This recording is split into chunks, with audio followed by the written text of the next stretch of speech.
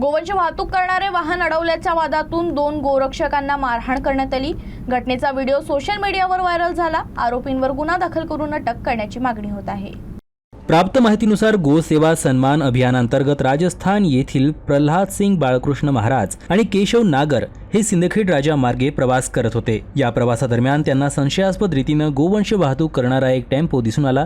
गोरक्षकांनी हे वाहन अडवून चालकाकडे चौकशी करण्याचा प्रयत्न केला, मात्र या चौकशीवरून तिथे मोठा वाद निर्माण झाला आणि पाहता पाहता दोन्ही गोरक्षकांवर अचानक हल्ला करण्यात आला। त्यांना रस्त्यावरच बेदम मारहाण करण्यात आली। या मारहाणीचा व्हिडिओ सोशल मीडियावर वाऱ्यासारखा पसरल्यानं सिंदखेड राजा शहरात त्याचे तीव्र पडसाद उमटले।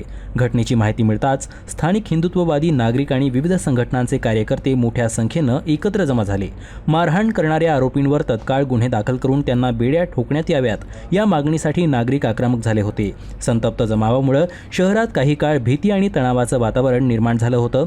मात्र घटनेचे गांभीर्य ओळखून सिंदखेड राजा पोलिसांनी तत्काळ घटनास्थळी आणि पोलीस ठाण्याच्या परिसरात धाव घेत हस्तक्षेप केला आणि परिस्थिती नियंत्रणात आणली।